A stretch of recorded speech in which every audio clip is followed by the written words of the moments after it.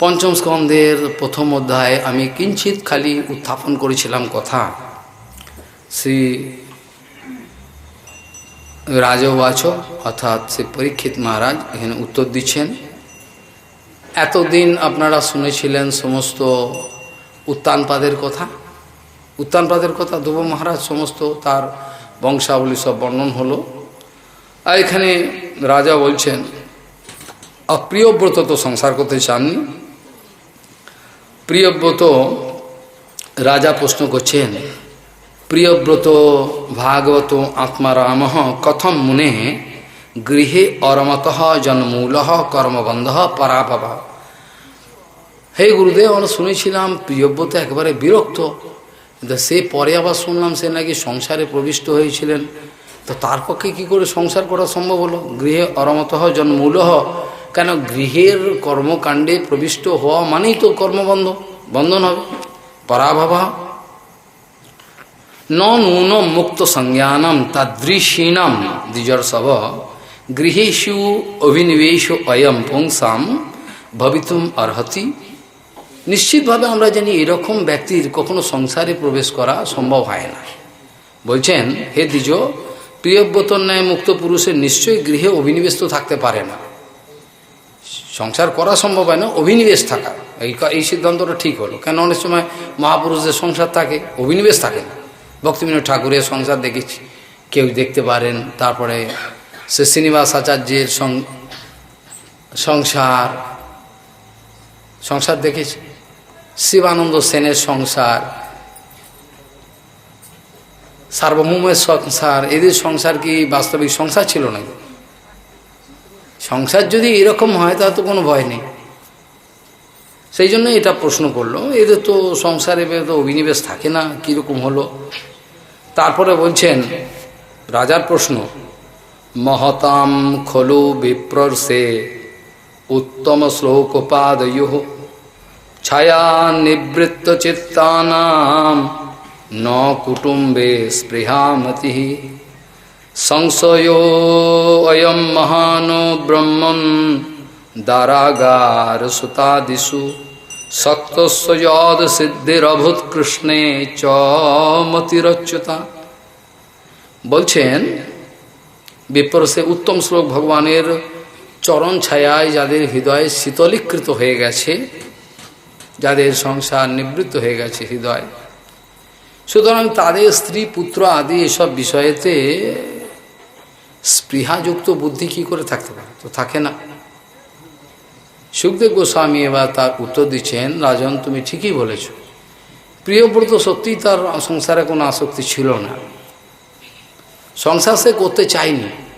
প্রথম থেকেই সে ভগবত চরণে অভিনিবেষ্ট চিত্ত হয়ে সে চলে গেছিল মলায়চল পর্বতে, সেখানে গিয়ে ভজন করছিল। অনেক ঘটনা, সেটা সুখদেব গোস্বামীর দু একটা কথা বলি। সুখদেব গোস্বামী এই প্রশ্নের উত্তর দিচ্ছেন পরীক্ষিত মহারাজকে, বাড়ম উক্তম ভগবত উত্তম শ্লোকস্য শ্রীমচ্চরণারবিন্দ মকরন্দ রস আবেশিত চেতস ভাগবত পরমহংস দ্বৈত কথাম কিঞ্চিদ অন্তরায় বিহতাম স্বাম শিবতমাম পদবিম ন প্রায়েণ হিন্নন্তি। সুখদেব গোস্বামী সত্যি বলেছ রাজা, তুমি যা বলেছ সেটা মিথ্যে নয়। ভাগবত পরমহংসগণের প্রিয় পুণ্য শ্লোক ভগবানের শ্রীমচ্চরণারবিন্দ মকরন্দ রসে যাদের চিত্ত নিবৃত হয়েছে, আবিষ্ট চিত্ত, তাহারা ভগবত কথাকেই আপনাদের জীবনে পরম মঙ্গলময় পদবী জ্ঞান করে। ভগবানের কথা এবং কীর্তন, কোনো কারণে এই পদবী যদি প্রতিহত হয়, কোনো মতে একটু ধাক্কা লাগে, তথাপি ওই পরম মঙ্গলময় পথ তারা কখনোই ত্যাগ করে না। আপাতদৃষ্টিতে কোনো কোনো ভক্তি জীবনে একটু ধাক্কা চলে, ধাক্কা এলো সামনে নিয়ে, যার চিত্তবৃত্তি ভগবানের কথা কীর্তনে চলে গেছে, কাউর ক্ষমতা নেই তাকে আর আটকাবে। কথার বোঝা গেল? যদি কোনো মতে ভগবানের কথা কীর্তনে কাউর চিত্ত প্রবিষ্ট হয়, কোনো কর্মফলে যদি সামান্য কিছু ঘটে যায়, একটু এদিক ওদিক, কিছু করতে পারবে না, তাদের বিপর্যয় হবে না, এটা সিদ্ধান্ত। ভগবানের কথাকে যারা প্রাণ হিসেবে গ্রহণ করেছে তারা কখনো একবারে পরিত্যাগ করেন না। যারা ওই মকরন্দ রস পেয়ে গেছেন তাদেরকে কী করে আটকানো হবে? তারা তো আস্বাদন পেয়েছে।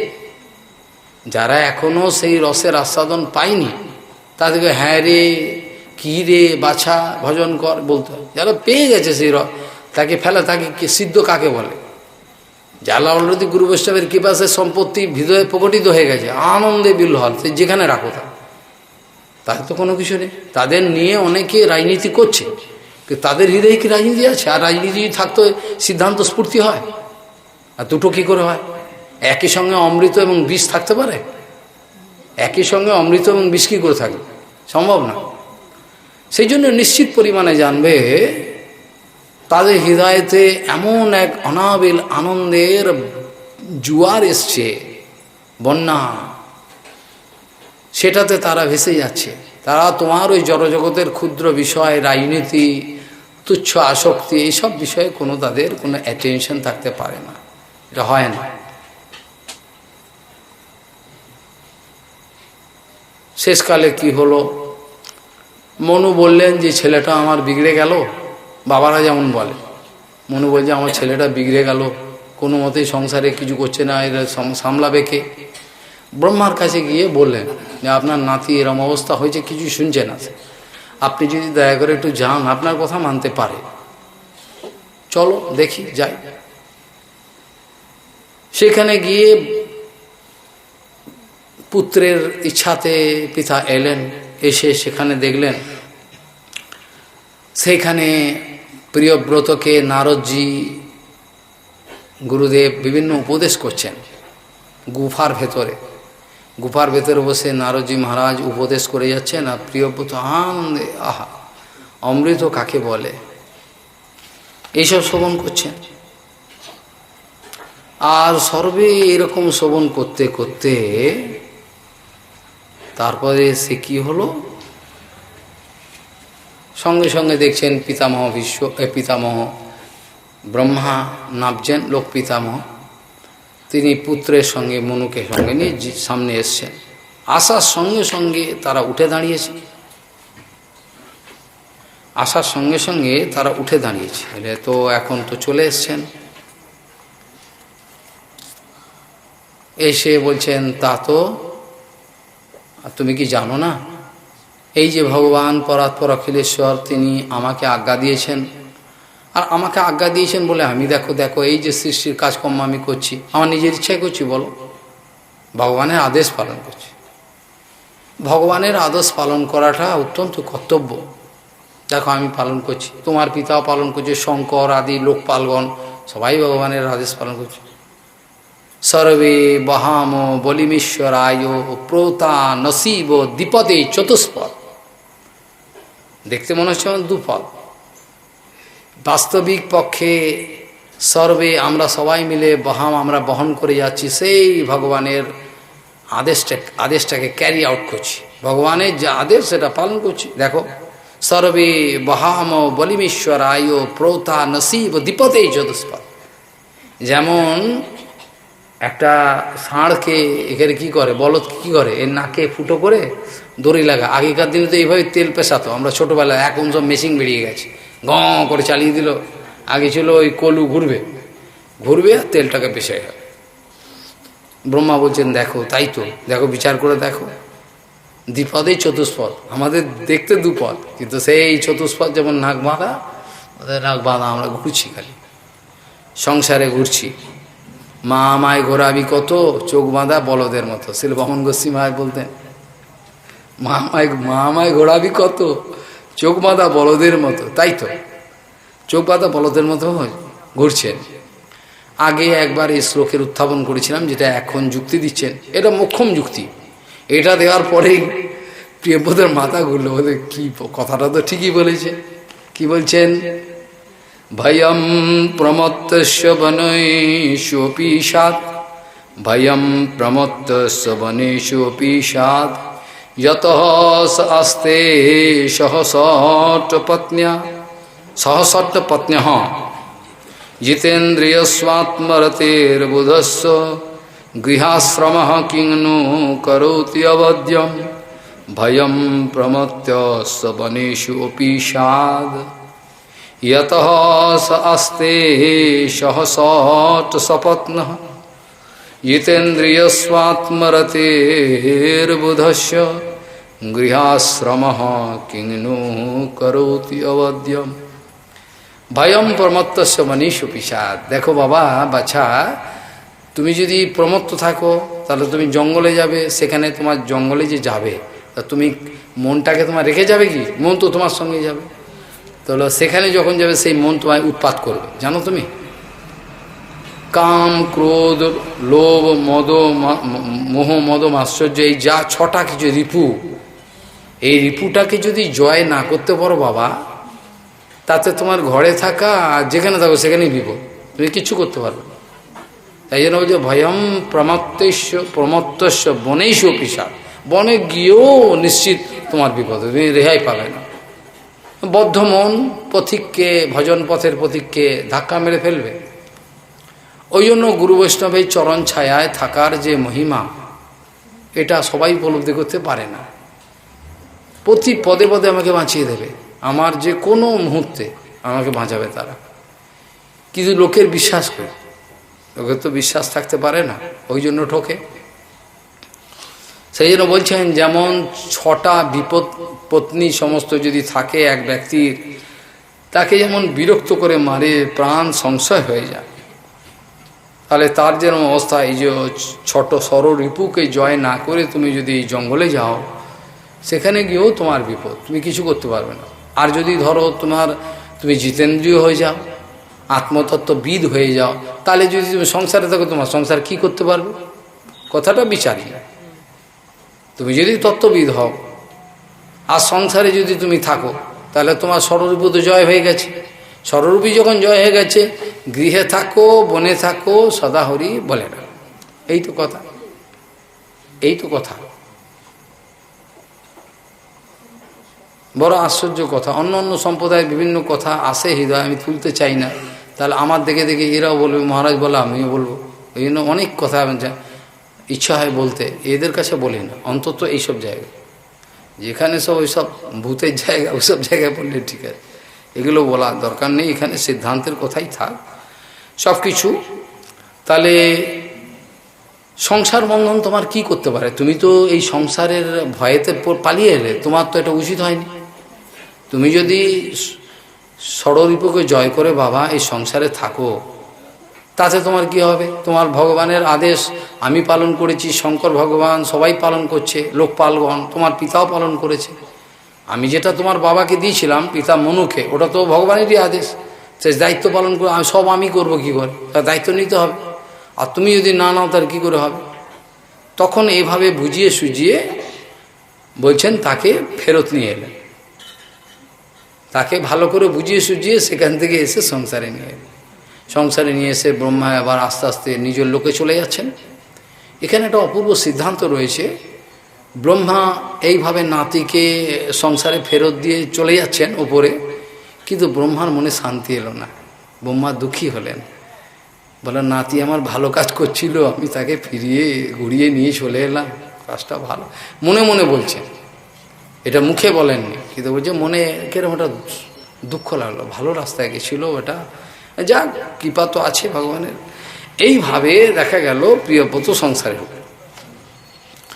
প্রিয়ব্রত এবার বিবাহ আদি করলেন, করার পরে উপজেমে বহিষ্মতি নাম মেয়ে কন্যা, তাদের অনেক পুত্র পৌত্র, এসবের বর্ণনা আমি যেতে পারবো না।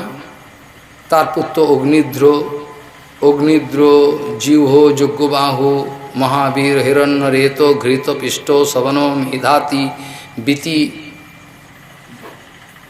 বৃতি হোত্র কবয় ইতি সর্ব এবাগ্ন অগ্নি, সে সর্ব এবাগ্নি নামানহা, এগুলো সব অগ্নির নাম। অগ্নিদ্র, জিহ্ব, যজ্ঞবাহু, মহাবীর, হিরণ্য রেতা, ঘৃত পিষ্ট, শবন ইত্যাদি সব, হ্যাঁ এগুলো সব পুত্র আদি প্রিয়ব্রত ঈশ্বর ইচ্ছায় সংসার করলেন, আর বিশ্বকর্মা কন্যা বহিষ্মতিকে বিবাহ করলেন। এই ভার্যার তুল্য 10টি পুত্র জন্ম করলেন, আর সর্বকনিষ্ঠ উজ্জ্বস্বতী নামে এক কন্যা তার জন্মাইয়াছিল। যাই হোক, এসব গেল। এখন এই যে অগ্নিদ্র অনেক কথা আমি বলতে পারছি না, ক্ষমা করবেন, যেহেতু অল্প সময় চলে আসছে সময় আমার ইচ্ছে লাগলেও উপায় নেই। অগ্নিধ্বর পুত্র হল নাভির পুত্র ঋষভ, এবং ঋষভদি মহারাজের পুত্র হল ভরত, যার নামে হলো এই যে যার নামে আপনার ভারতবর্ষ নাম হয়েছে। এইভাবে দেখা গেল ঋষভ।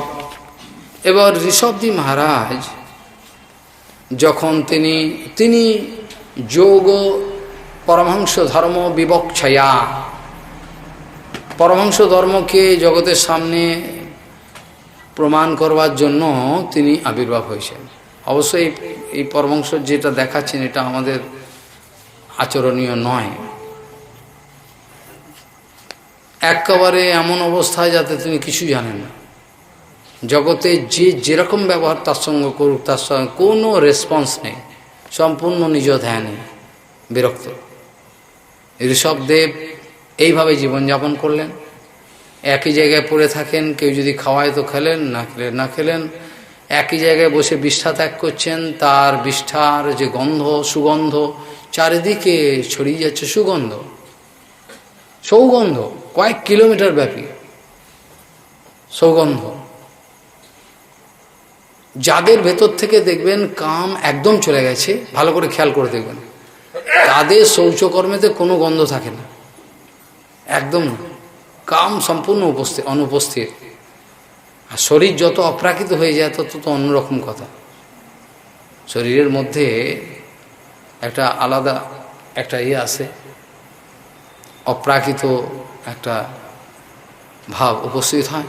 ঋষভদি মহারাজ চলে যাওয়ার আগে যখন তিনি সমস্ত ছেড়ে দিয়ে পুত্রদের কাছে তিনি যখন চলে যাচ্ছেন, জঙ্গলে চলে যাচ্ছেন তিনি তার ভজন করার জন্য, ঋষভ বললেন দেখো, সেই সময় ঋষভজি মহারাজ যেসব উপদেশগুলো করেছিলেন সেটা ও সাধকগণের পক্ষে অত্যন্ত লক্ষণীয় বিষয়, সাধকগণ চিরকাল মনে রাখা দরকার। এগুলো একটু ব্যাখ্যা করব, বাকি আপনারা শুনলে কিছু উপলব্ধি, খুব অ্যাটেনশন দিয়ে শুনলে কিঞ্চিত কিঞ্চিত মানে উপলব্ধি করতে পারবেন। শ্রী ঋষভবাচ নায়ম দেহ ভাজাম নিলোকে কষ্টান কামার হতে বীড় ভুজাম যে তপো দিব্যম পুত্র কায়েন সত্যম শুদ্ধেদ যস্মাদ ব্রহ্ম চক্ষুস্ত্বনন্তম মহাসেবাম দ্বার মাহুর্বিমুক্তে স্তমোদ্বারম যসিতম সঙ্গী সঙ্গম মহান্তনাস্তে সমচিত্তা প্রসন্ত্য়া বিমন্নবহ সুহৃদো সাধুভোজে যেবাময়ী সে কৃত সৌহৃদার্থা যৌনেষু দেহান্তরবার্তিকেষু গেহেষু জায়াত্মজরাতিমৎসু ন প্রীতিযুক্তা যবদাথাশ্চ লোকে নূনম প্রমত্যঃ কুরুতে বিকর্ম যদিন্দ্রিয় প্রীতয়ে আপৃণোতি ন সাধু মন্যে যত্বাত্মনোয়ম ন সাধু মন্যে যত্বাত্মনোয়ম আসন্নপি ক্লেশদো আসো দেহো পরাভবস্থাবদবোধয়াতো यावन्न जिज्ञासतो आत्मतत्त्वं यावत् क्रियास्तावदिदं मनो वै कर्मात्मकं जेन शरीरबन्धो एवं मनुकर्मवशं प्रयुक्तो अविद्यात्मनि उपधीयमाने पीतेर्न यावदमयि वासुदेवे न मुच्यते देहो योगेन तावत् हंसे गुरो मोयि भक्त्यानुवृत्त्या वृत्तिस्नया द्वन्द्वतितिक्षया च सर्वत्र जन्तुर्व्यसनावगत्या जिज्ञासया तपसेहा निवृत्त्या। আমি অল্প দুই একটা বলি, বলছেন দুই একটা শ্লোকের ব্যাখ্যা করি। প্রথমে বলছেন, প্রথম শ্লোকে একটু বলছেন, নায়ম দেহ দেহ ভাজম নীলোকে কষ্টান কামান আর্হাতে বিড়ভুজাম যে তপো দিব্যম পুত্রকা যেন সত্যম শুদ্ধেদ যস্মাদ ব্রহ্ম সক্ষন্তু অনন্তম। হে ঋষভ বলে, হে পুত্রগণ, মানুষ্যদেহ যে ধারণ করেছ, এই মানবদেহ কষ্টপ্রদ বিষয় সকল এইসবগুলো ভোগের বিষয় নয়, এগুলো সব তো নিচুজনিতেও পাওয়া যায়, কুকুর আদি শুয়োর ইত্যাদি। আর যাতে সত্যশুদ্ধি হয় সেটার জন্য যত্ন করা দরকার, অর্থাৎ ভগবত চিন্তার করা দরকার। অল্প অল্প কয়েকটা বলল। আর মহৎ ব্যক্তিদের জেনে রাখো বাবা, ছেলেগুলোকে বলছেন 100 পুত্র, মহৎ ব্যক্তি যদি সেবা করো তাহলে তোমার মহৎ সেবা দ্বার মাহু বিমুক্তে স্তমোদ্বারম যশিতম সঙ্গম। যেন বাবা মহাপুরুষগণের সঙ্গ যদি করো তোমার রাস্তা খুলে যাবে। আর তুমি যদি যশির সঙ্গ করো, যশিত বলতে অনেকে মনে করে খালি মনে করে মেয়ে ছেলে, তা নয়। যদি পুরুষ ব্যক্তি থাকে যে পুরুষ অভিমান করছে, তার পক্ষেও ভোগ্যা যদি বিচার করে তার পক্ষে ও হয়ে যাবে। আর এও যদি স্ত্রী যদি ভোগ্য বুদ্ধি করে পুরুষের প্রতি, এরা যশিত। এগুলো গৌড়ীয় সিদ্ধান্ত, বাজারের লোক জানে না। আবার তার সঙ্গে আরেকটা সূক্ষ্ম বিষয় হলো এই কামিনী যশিত আছে, কাঞ্চন যশিত, প্রতিষ্ঠা যশিত, সব যশিত। আচ্ছা, যেটার প্রতি তোমার ভোগ্য বুদ্ধি সেটাই তোমার যশিত, এটা তোমার বন্ধনের কারণ। সেই জন্য বলছেন, তুমি যদি মহৎ ব্যক্তির সেবা করো মহাপুরুষগণের, তাহলে তোমার রাস্তা খুলে যাবে। আর যশিত সঙ্গ যদি করো তোমার নরকের দ্বারে যাবে। আর মহৎ ব্যক্তিকে বলছে, মহৎ ব্যক্তি হলো সমচিত্তাহা প্রশান্তাহা বিমন্নবহ সুহৃদহ সাধবজে ইত্যাদি কথার ব্যাখ্যার কি করব। আরেকটা কথা হলো, যে বা ময়ী সে কিত সৌহৃদার্থা জনেষু দেহান্তরবার্তিকেষু গেহেষু জায়াত্মজরাতি মৎসু ন প্রীতিযুক্তা যবদার্থাশ্চ লোকে। যে বা ময়ী ঈশে, আমি যে ঈশ্বর ভগবান, আমাতে যার মন লেগে গেছে, যে আমার সঙ্গে ভালোবাসা করে নিয়েছে, কিত সৌহৃদার্থা, ব্যাস হয়ে গেল তার। যে বা মহিষে কিত সৌহৃদার্থা জনেষু দেহান্তরবার্তকেষু। আর জনসমাজ সংসার এসব বার্তা তার আর ভাল লাগে কি? প্রাণটাকে রক্ষা করার জন্য কোনো মতে কিছু করে, ব্যাস ভগবানের চরণে জয় রাম শ্রীরাম, জয় জয় রাম। আর আমি দেখো নসাধু মন্যে যত আত্মনোয়ম অসন্ন পিক্লেশদ দেহ আস নূনম প্রমত্ত কুরুতে বিকর্ম। যখন সে পাগল হয়ে যায়, যার মাথা কাজ করে না, মায়াতে আবদ্ধ হয়, তখন সে বিকর্ম করতে বাধ্য। কে বলছেন? নূনম প্রমত্ত কুরুতে বিকর্ম আজাতে যদ ইন্দ্রিয় প্রত্যয় আপ্রেণতি। এই ইন্দ্রিয় সুখী করার জন্য ব্যস্ত হতো, অনেক উপদেশ এসব। আর পরাভবস্তাবদ বলছেন, পরাভবস্তাবদ বোধ জাত যাবন্ন জিজ্ঞাসত আত্মতত্ত্বম। পরাভবস্তাবদ বোধ জাত যাবন্ন জিজ্ঞাসত আত্মতত্ত্বম। যতক্ষণ তোমার জীবনে, পুত্রগণকে বলছেন বাবা, যতক্ষণ তোমাদের হৃদয়তে আত্মতত্ত্ব ঘটিত কোনো জিজ্ঞাসা না আসবে, ততক্ষণ কিছু হবে না, কিচ্ছু হবে না। পুংসঃ স্ত্রিয়া মিথুনে ভাবমেতম তয়োর্মিথো হৃদয় গ্রন্থিমাহু।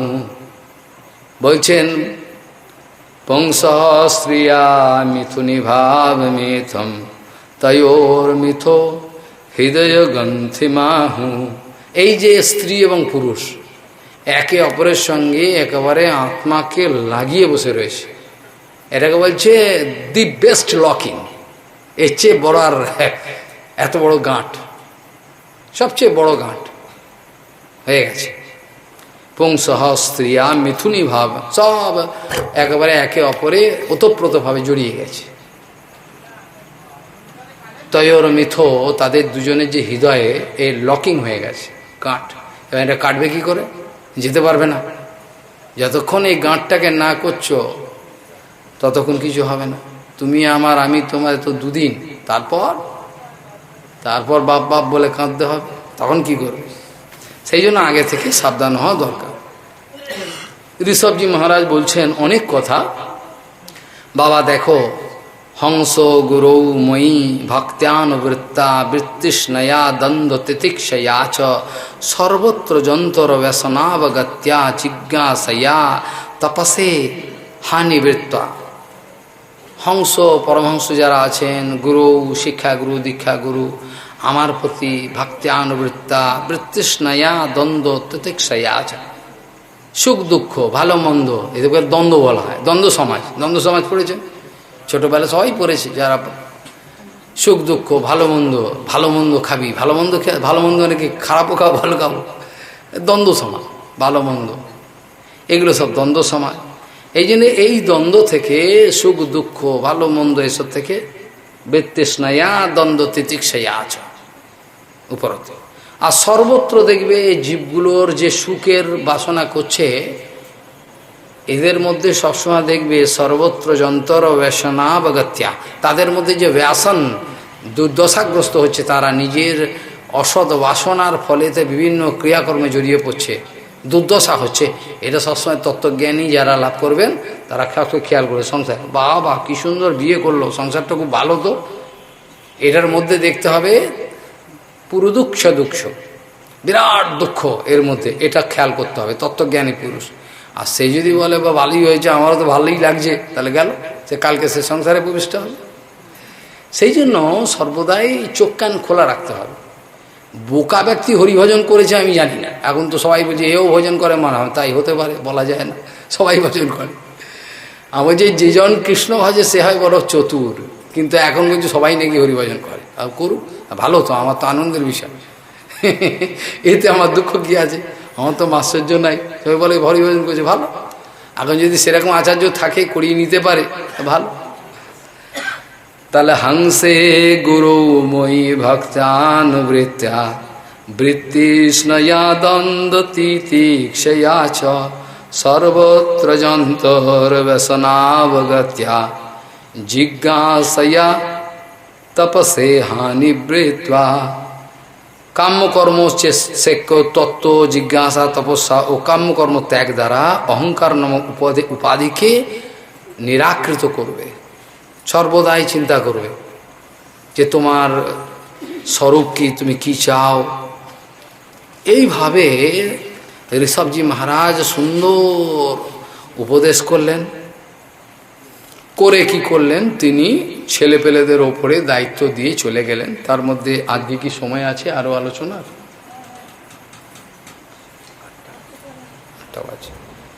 তো যাই হোক, এখন প্রশ্ন হলো এইভাবে সমস্ত তিনি কি করলেন, ছেলেপেলেদের সব বোঝালেন। তাদের মধ্যে যে আছে এই সমস্ত 100টা ছেলেপেলে, তার মধ্যে ভরত মহারাজ হলেন জ্যেষ্ঠ। ভরত মহারাজ জ্যেষ্ঠ, বাদবাকি তারপরে যারা হয়েছেন তারা নবযোগেন্দ্র, আর বাদবাকি 81 জন বোধহয়, 81 হলো তো হিসাব, তারা সব কর্মকাণ্ডীও ভালো ব্রাহ্মণ হয়েছিলেন। নবযোগেন্দ্রের কথা আপনারা পরে শুনতে পারবেন, এই প্রসঙ্গ আসবে, বড় অদ্ভুত আনন্দময় প্রসঙ্গ। খালি শোনবার তীব্র আকাঙ্ক্ষা যদি থাকে, আর শোনবার সময় যদি বিষয় চিন্তা না পীড়া দেয়, তাহলে আমার মনে হয় গুরু কৃপাতে কথা কার্যকরী হবে। এখানে এই যে ঋষভজি মহারাজ সমস্ত উপদেশ দিয়ে গেলেন, তার মধ্যে ভরত মহারাজ যে আছেন, ভরত মহারাজ, আচ্ছা এই হিসাবটা কীরকম হলো ভালো করে চিন্তা করো। 1 আর 9, 1 আর 9 কত হলো? 10, 81, আর বাদবাকি 9 জন রইল। তাদেরকে কি করলেন, ওই 9টা ভারতবর্ষের 9টা জায়গা ডিভিশন করে দায়িত্ব দিয়ে দিলেন। তারা 9টা বর্ষ পালন করলেন, 9টা জায়গায় ভারতবর্ষকে 9টা বর্ষে বিভক্ত করে বিভিন্ন জায়গায় তারা, তাহলে ঠিক হলো।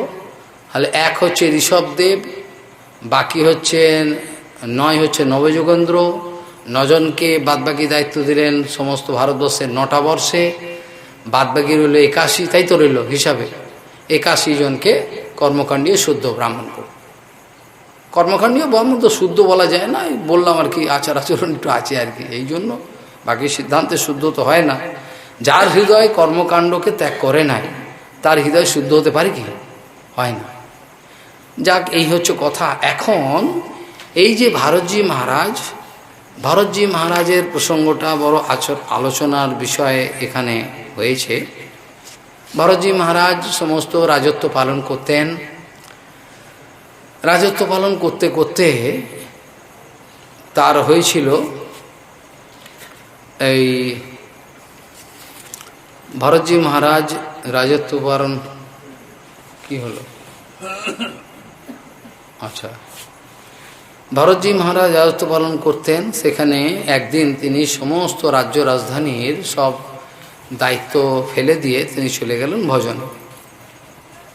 তার এই ভজনের বিষয়টা যদি আমরা মনে রাখি, তাহলে আমাদের অনেক বিপদ থেকে আমরা উদ্ধার পাব। অর্থাৎ গুণময় জগতে যে সঙ্গ করে আমরা ব্যস্ত হয়ে পড়ি, যাতে আমাদের বন্ধন সৃষ্টি হয়, সেটা থেকে আমরা বেঁচে থাকতে পারব। তার উপদেশ অমৃতময়। সেই ভরতজি মহারাজ ভজনে চলে গেছেন কোথায় না, তিনি হিমালয়ের নেপালের গণ্ডকী নদীর তীরেতে, পুলহ আশ্রম বলা হয়, সেইখানে তিনি গিয়ে এবার ভজন শুরু করলেন। তিনি নির্জনে থাকেন। সূর্য উদিত হওয়ার আগেতেই জলে গিয়ে সুন্দরভাবে অরুণোদয় ভগবানকে আরাধনা করেন, ফল মূল কুশ আদি সংগ্রহ করে অর্চন করেন, সারাদিন আনন্দে বিভোর।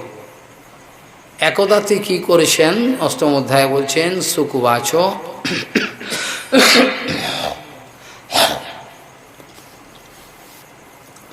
সুখদেব গোস্বামী বলছেন, একদা তো মহানদ্যাম কৃতাভিষেক নৈয়ামিকাবশ্যক ব্রহ্মাক্ষরম অভিগৃহ্ণান মুহূর্তত্রয়ম উদক্রান্ত উপবিবেশ।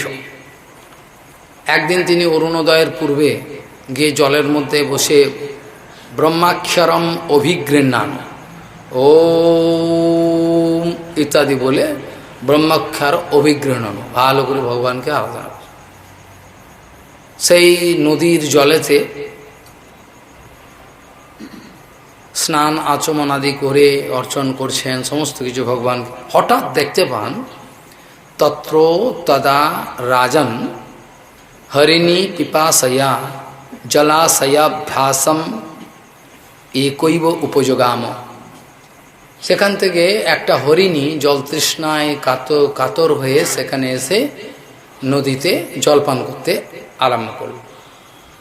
ঠিক সেই সময় তয়া পেপীয় মানে উদকে, সে যখন এই হরিণী যখন জলপান করছিল, তয়া পেপীয় মান উদকে তাবদ এবাবি দূরেন নদত মৃগপতের উরুনাদ লোক ভয়ঙ্কর উদপতত।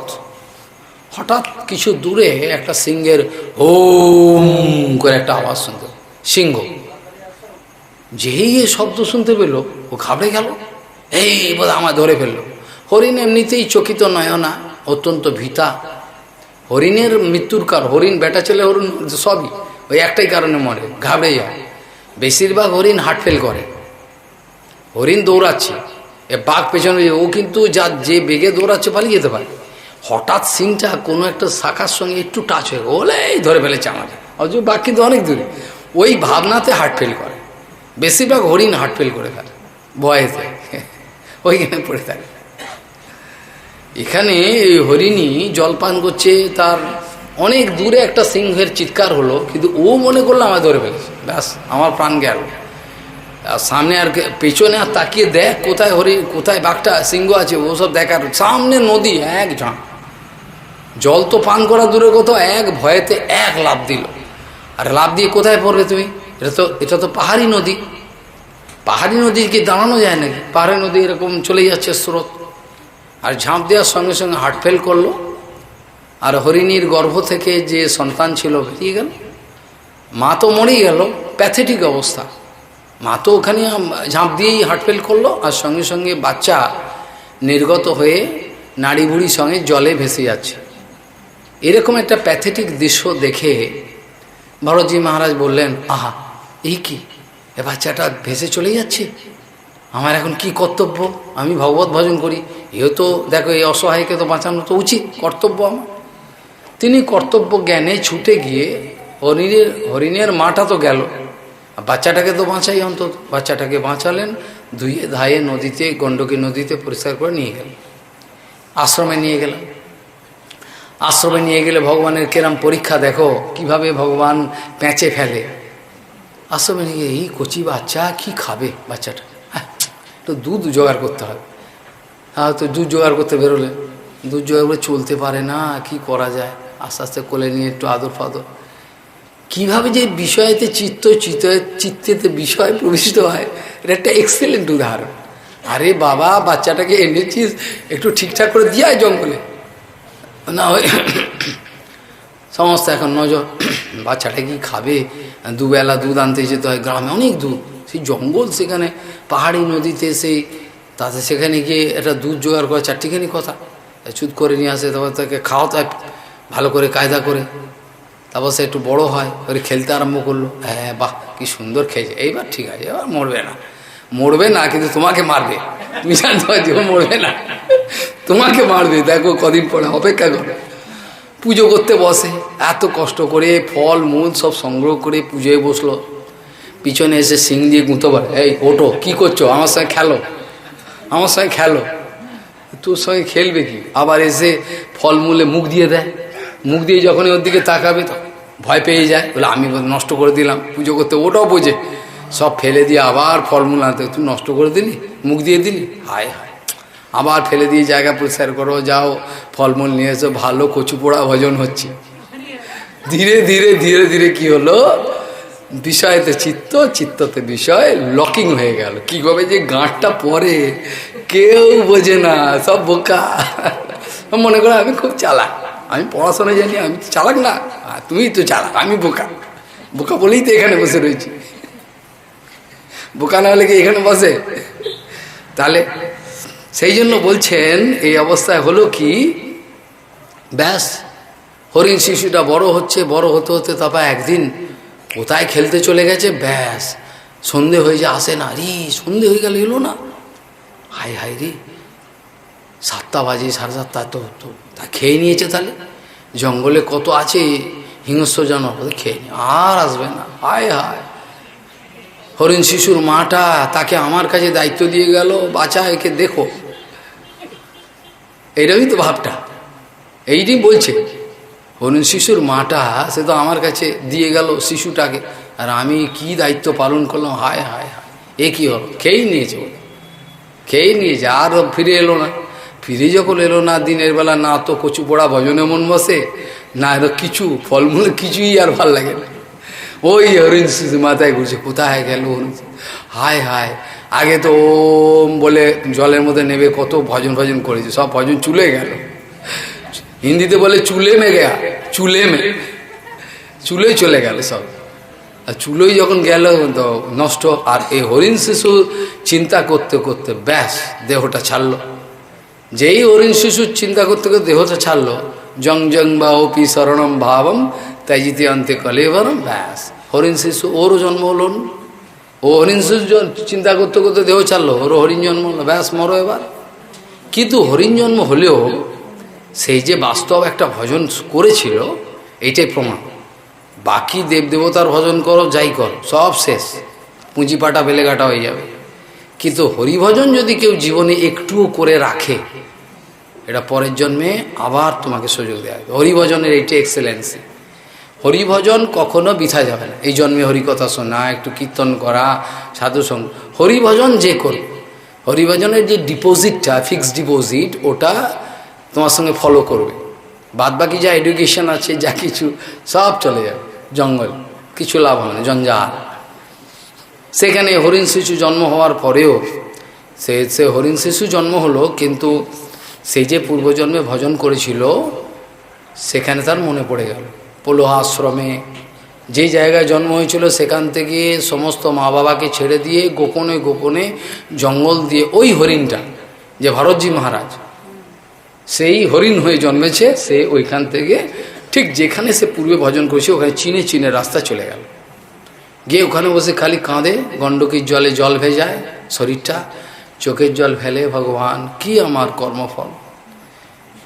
আমি তো প্রায় সিদ্ধ হয়ে যাচ্ছিলাম, কোথা থেকে একটা মায়া এলো। মায়া কিভাবে আসে কেউ জানতে পারে না, ধরে ফেলল। আজ আমার প্রভু, আজ আমার জন্ম বৃথা হয়ে গেল, না তো সেই জন্মেই আমি পেতাম। চিন্তা করো, রাজ ঐশ্বর্য সমস্ত ছেড়ে দিয়ে যে ভজন করতে আসে, তার কি চারটিখানি কথা। সে স্ত্রী পুত্র আদি সব ধন দৌলত সব জঞ্জালের মতো ত্যাগ করলো। How is that possible?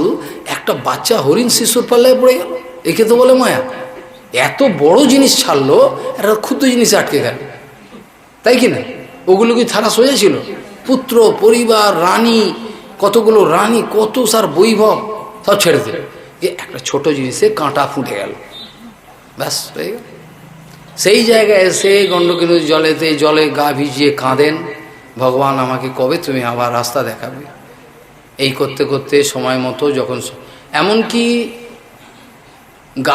গাছকে ছিঁড়ে খেত না, গাছের যে পাতাগুলো ঝরে পড়ে, এত অহিংসা নীতি, মানে গাছটাকে মতো কামড়ে খাবে না, দুর্বা ফুরবা কিচ্ছু না। এমনকি যে পাতাটা ঝরে পড়ে যাবে সেই পাতা খেয়ে প্রাণটা রক্ষা করলো, আর গণ্ডকী নদীর তীরে খালি কাঁদতে থাকলো। সময় এলো, সেই সময় ভগবানের করুণা হলো, সে শরীর ছাড়ল। সেই সময় ভগবত চিন্তন করতে করতে শরীর ছাড়লো, ভগবানের কাছে যাব, আমি ভজন করব, ভগবান যদি আবার সুযোগ দেয় আমি করব। যেহেতু ভগবত স্মৃতি এসেছিল, ভগবানের চিন্তা, ভগবানের ভজন করব আমি, ভজন তো সিদ্ধ হয়নি। সেই জন্য তাকে ভালো ব্রাহ্মণের ঘরে জন্ম দেয়া হলো, অত্যন্ত উঁচু ব্রাহ্মণ কুলেতে তাকে জন্ম দেয়া হলো। সেই সময়তে তার যে জন্ম দেয়া হলো, তাতে সে ছোটবেলা থেকে অত্যন্ত বুদ্ধিমান ছিল। কিন্তু হলে কী হবে, সে সেই জন্মে চিন্তা করে নিল, একটা প্ল্যান করে নিল, আর এই জন্মে আমি কোনোভাবে কারোর সঙ্গে ফাঁসবো না, গুণময় জগতে আমি কারোর সঙ্গে কোনো সম্বন্ধ করব না, প্রতিজ্ঞা। সেই জন্য সে কী করলো, বলে ঠিক আছে, এবার আমার প্ল্যান হলো আমি এখন বোবা সাজবো, কারোর সঙ্গে কথা বলবো না, যে কথা বললে না তাকিয়ে থাকবো। তা বলে এই তো কোথা থেকে মূর্খ রে বাবা, এ তো কিছু বোঝেও না, কথা কানে শোনে না, কথা বোঝে না। ইচ্ছে করে ভরতজি মহারাজ এইভাবে অঙ্গিরস গোত্রীয় ব্রাহ্মণের ঘরে জন্মগ্রহণ হয়েছিল, কিন্তু হলেও পূর্বজন্মে যে এত বড় একটা ক্ষতিগ্রস্ত হয়েছিল, সেই জন্য তার শোক দুঃখের সীমা ছিল না। সেই জন্য ইচ্ছে করে গুড়ো মুড়ো ইয়তে, ইচ্ছে করে যেন বোকা কালা, কিছু শুনতে পায় না, কিছু ডাম্প অ্যান্ড ডেক, এইভাবে করলো। কিন্তু পিতা তার জন্য বড় উদ্বেগ পাচ্ছিল, এই ছেলেটাকে কি করা যায়, যা শেখায় সে, এই আচমন কর ভালো করে, শেখ, জল নে হাতে, 5 বার বলার পর জল বল, ওম কেশবায় নমঃ 3 বার শিখিয়ে দেবো, আবার বল, আবার ও জল নিয়ে উল্টো বলছি। তো এটা আচমন শিখলি না, এত বয়স হয়ে গেল, তোর ভূত নাকি, তোর দ্বারা কি হবে, আমি মরে গেলে খাবি কি, ব্রাহ্মণের ছেলে, শিখছিস না কিছু। আসলে ইচ্ছে করে শিখছে না, শিখলে তো কর্মকাণ্ডে ফাঁসিয়ে দেবে, যা সরস্বতী পুজো করে আয়, ওর বাড়ি যজ্ঞ করে আয়, ফাঁসিয়ে দেবে। এই জন্য কিচ্ছু শিখবে না, আচমন করতে পারছে না, বাবা মারে কি ওকে রাখে বলে, এই বোকা মূর্খ ছেলে আমার এই ঘরে জন্মাল, আমি কি করব, আমার তো বয়স হয়ে গেলে মরবে, তা করে কি খাবে, একে কি খেতে, ভগবান খাওয়ায়। আচ্ছা বলো, জগতে যত প্রাণী আছে অনন্ত, এই যে পৃথিবীটার মধ্যে, এর মধ্যে কজন চাকরি করে আর কজন চাকরি করে না? এই যে যত কোটি জীব সংখ্যা আছে তার মধ্যে কজন চাকরি করে আর কজন করে না, এটা হিসাব করলে বোঝা যাবে। কজন চাকরি করে হিসাব করে বলে হাতে গুনে, আর চাকরি না করা লোকের সংখ্যাই তো বেশি, পশু পাখি যত, কে চাকরি করে? আমিও কি চাকরি করি? কিছু করি না, তখন যা ফাটায় তাই খাই। বাস্তবিক কথা হলো এই, ভগবত নির্ভরশীলতা একরকম। এই জন্য তুলসীদাসজি সুন্দরভাবে ওখানে বলেছেন, অজগর না করে চাকরি, পঞ্ছি না করে কাম, সবকি দাতা রাম। অজগর চাকরি করে পড়ে থাকে, আবার তার মুখেও খাওয়াটা দিয়ে দেয় ভগবান, ঠিক চলে আসে, একটা মাল চলে এলো, হাঁটা করলো চলে, ভগবান ওকেও খেতে দেয়।